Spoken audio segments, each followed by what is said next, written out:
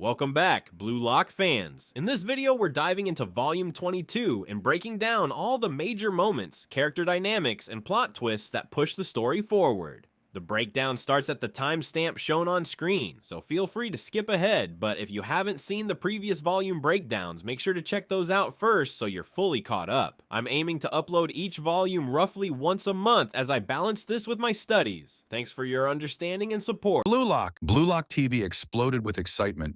Kunigami's volley goal, assisted by Asagi. The stadium roared, fans erupted, and yet, Asagi stood frozen. His fists clenched, his jaw tightened. Another stolen goal, and all because of Kaiser. It hit him. Kaiser had read his moves, anticipated them, blocked him before he could even shoot. This wasn't just coincidence. It was superior vision, superior control. That's what great players have, meta vision. That's how Rin Itoshi dominated the U20 match against the Blue Lockers. A cold realization washed over Asagi. If he didn't evolve further, he'd never surpass Kaiser. But then, a wave of exhaustion crashed into him. His vision blurred, his breath grew heavy, his legs felt like lead, his body, his mind were struggling to keep up with this new high-level playstyle. Damn it, I'm not strong enough yet. Meanwhile, Ryo watched in silence. He had seen it. Asagi had changed. His movements, his vision, they were on another level. He's learned something, a secret technique. His mind drifted back, memories of failure, the sting of not being chosen, the crushing moment when Asagi and Nagi left him behind, the doubt, the frustration, the feeling of being second best. But now he had to prove himself. He had to score. This time, I won't be left behind. At the same time, Nagi's eyes locked onto Asagi. I want to beat him. He turned to Ryo. Help me. Football with Ryo was fun, but this new style, this so-called creativity, was boring and irritating. It felt forced, unnatural. I need you, Ryo. Let's destroy Asagi. Ryo's breath hitched. Nagi wanted to team up with him again, but this time, it wasn't for fun, it was for war. The battlefield is set, rivals collide. The war has just begun. Nagi turns to Ryo, his voice firm, his intent clear. Help me. His one and only dream was to become the best striker in the world. He had come this far by learning football with Ryo, then surpassing him to follow Asagi. But now both he and Ryo had evolved. Together they could finally reach the top. At first, Ryo hesitates. The past still lingers. But then, he clenches his fists, accepting Nagi's call. They will rise together. Meanwhile, Asagi is fuming. His mind boils with rage.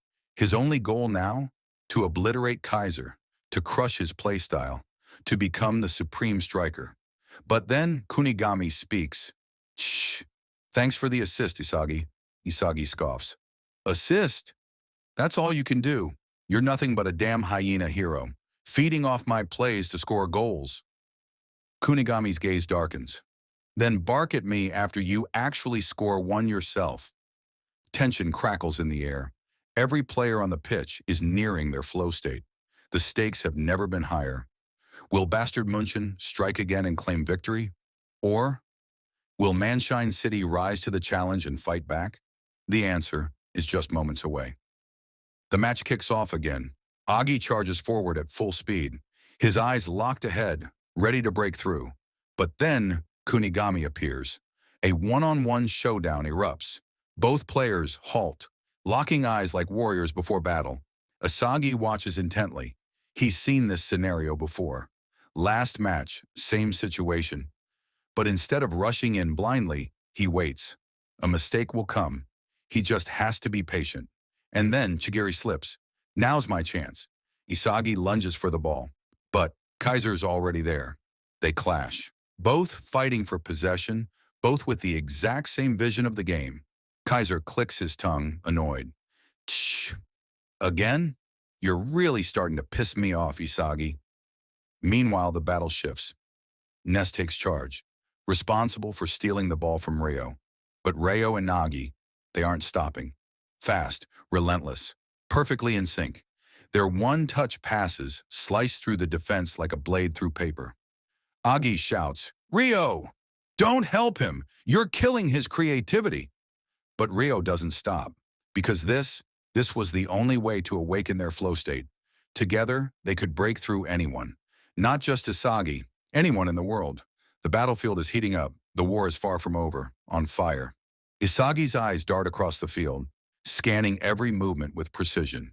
His mind is racing at full speed, calculating every possibility. Nagi and Rio. Their movements are in perfect sync, like two gears turning in harmony. Their one-touch passes are razor-sharp, flowing like water through Bastard München's defense. Seamless, effortless, unstoppable. They can break through anyone, anytime, anywhere. Unless Isagi thinks faster, reacts faster, sees faster. Using metavision, he scans the field, his mind grasping every detail like a supercomputer. He's searching, calculating the best way to dismantle them. But Nagi and Rio are relentless, moving like a well-oiled machine. Their tiki-taka gameplay is lethal. Quick passes, sharp turns, a dance of destruction. Corona lunges, but he falls. The defenders rush to stop them, but they struggle to keep up. And all the while, Rio's mind flashes back. He remembers that helpless look on Nagi's face. The moment when Nagi, once indifferent to the sport, begged him to play football. Back then, they were just two kids chasing a dream, unaware of what the future held. Now it's Rio's responsibility. Their dream, their mission. He must bring it to life. They only have two defenders left to beat, two obstacles between them and the goal. Rio flicks the ball up, a perfect aerial pass to Nagi, placed with pinpoint accuracy. Nagi traps it flawlessly, mid-air, and propels it forward with a scorpion flick. His movement smooth, controlled, masterful. But then, two monsters stand in his way. Kaiser and Isagi. They had read everything, anticipated it all. Their positioning is perfect. Their presence is terrifying. Rio and Nagi's eyes widen. Pure shock. A battle for possession erupts. Fierce, intense, unforgiving. But Nagi doesn't hesitate. He sends a backheel pass to Rio, shifting the play in an instant. Rio doesn't waste a second. He lofts the ball high into the air, a last-ditch effort to keep the attack alive. Nagi is on the move, faster than ever, but so is Isagi, chasing him, breathing down his neck, watching, waiting, hunting. The final clash is set. Who will win this battle? Find out in the next chapter. Even though there's a wide-open space behind Kaiser, perfect for Nagi to exploit, he chooses differently. A direct one versus one showdown with Isagi. A matchup of intelligence, of skill, of willpower. The ball is at Nagi's feet. Rio sends a perfect pass and Nagi controls it effortlessly, like the ball is an extension of his body. Isagi locks in, analyzing every movement. Left? Right? Nagi fakes his direction. Isagi reads it, reacts, blocks his shooting angle. But then, Nagi pulls out something insane. A fake volley shot. He shifts to the other side. Then, another fake volley shot. Isagi recognizes the trick. Sei Itoshi had used this exact move before. But then, a third fake volley. What's happening? Kaiser rushes in, ready to intercept. But wait, a fourth fake volley. The crowd gasps, the defenders freeze, and then a fifth fake volley. Nagi's movements are unreal. His technique is godly. He's becoming a monster. And then, boom! On the sixth attempt, he finally strikes. A bullet volley. The ball rockets through the air, past the keeper. Unstoppable, undeniable. Goal! The net shakes. The stadium erupts. Nagi Seishiro, the best striker in Neo Egoist League. Rio and Nagi explode with joy. Their awakening is complete. This is just the beginning. On fire, BLUELOCK TV explodes with excitement. The entire football world is in awe as BLUELOCK TV announces Nagi's phenomenal, godlike performance that led to an absolutely breathtaking goal. Meanwhile, Isagi is seething with frustration. Up to a certain point, both he and Kaiser had successfully predicted Nagi's movements. But after that critical moment, Isagi completely lost the ability to foresee what Nagi would do next. Desperate to understand, he directly asked Nagi what had changed. Nagi's response, "I just wanted to defeat you no matter what." And suddenly, everything clicks in Isagi's mind. Nagi had been struggling before because he was forcing himself to play in a creative style, a play style that was never truly his goal. But when he decided to abandon creativity and fully commit to defeating Asagi at all costs, he was able to awaken his flow state and achieve a level of performance beyond imagination. However, Asagi refuses to back down. He glares at Nagi and declares with absolute confidence, "There won't be any more miracles from you two?" Ryo smirks and fires back, "You sure are barking a lot for someone who just got crushed." But then the dynamics shift once again. Agi, who had been mentoring Nagi throughout the match, finally loses patience. Since neither Nagi nor Ryo were willing to listen to his strategic perception anymore, Agi decides to step back and withdraw his support. This means Nagi and Ryo are now on their own.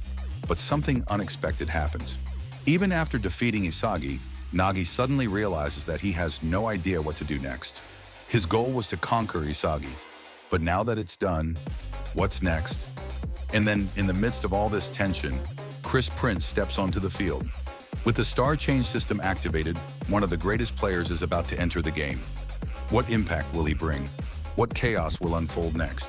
Let's find out in the next chapter. Chris Prince makes a shocking announcement. He boldly declares that he will be stepping onto the field, replacing Driver and taking over as the center forward alongside Agi. As he removes his shirt in dramatic fashion, he proclaims himself to be the final goal scorer of the match. But his celebration is cut short. Since removing a jersey mid-game is a clear violation, Chris is instantly penalized with a yellow card. The benched players burst into laughter, watching as Chris's over-the-top confidence lands him in trouble. But the surprises don't end there. Out of nowhere, Noah also decides to step onto the field. Chris is absolutely furious. Why? Because in the UEFA Men's Award voting, Noah had won by an overwhelming 820 votes, while Chris only managed to get 220. And, to rub salt into the wound, Noah makes sure to remind Chris of that fact. Chris snaps back, "Shut up, Noah!" But Noah just smirks. He calmly states that he won't be playing as an offensive player, but will instead take up a defensive midfield DMF role, his sole purpose being to block Chris from dominating the match. Chris then shifts his attention to Ryo. "What happened to your dream of becoming the best striker?" Without hesitation, Ryo responds with pure determination. "I don't care if Nagi becomes the best. My only goal is to win the World Cup." Meanwhile, Isagi quickly realizes that the game has officially reached a whole new level of intensity. With two of the world's greatest players now on the field, he has to process everything happening around him at an even faster rate. But there's another problem brewing on the field.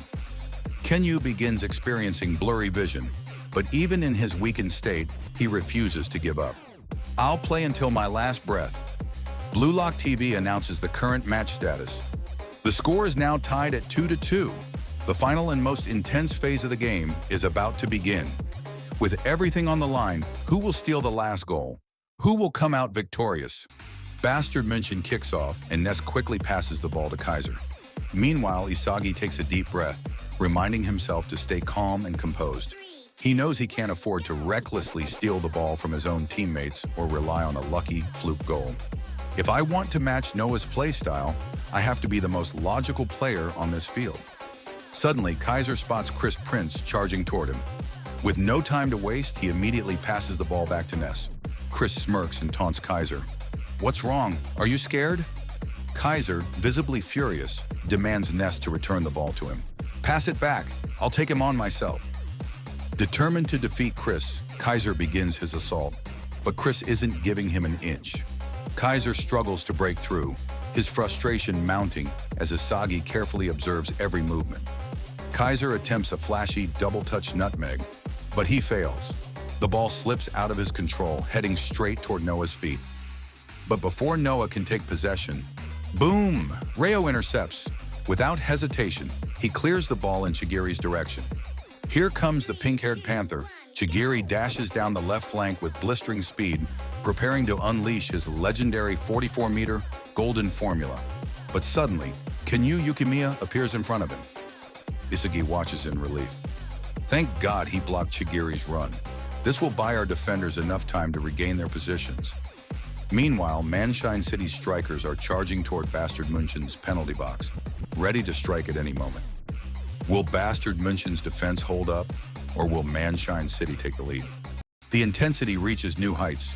With Kenyu Yukimiya blocking Chigiri's path, the blazing fast winger is left with no choice but to improvise. Chigiri fakes a shot, cuts inside, and prepares to fire. But just before he can get the perfect angle, Kaiser strikes from behind. Kaiser appears at the last second, denying Chigiri enough space to take a clean shot, but Chigiri refuses to give up. With incredible reflexes, he manages to get a touch on the ball, flicking it toward Chris Prince.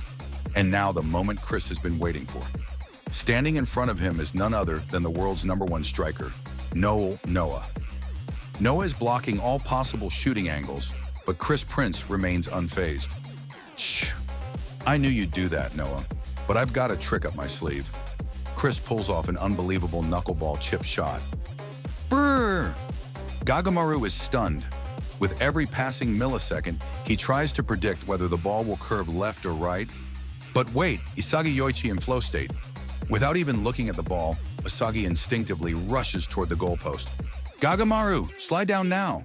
Gagamaru obeys, diving low to cover the ground, and Isagi leaps into the air, becoming a human wall. Boom! A phenomenal block by number 11, Isagi Yoichi. The entire stadium is in shock. Shifunescence. Isagi just shut down Chris Prince, the world's #2 best striker. I calculated every possibility and executed it to perfection. Now it's Isagi's turn to show the world who he really is. Who will take control of the game next? Thanks for watching. If you enjoyed the video, don't forget to hit that subscribe button and leave a comment down below. I'd love to hear what you think. See you in the next one.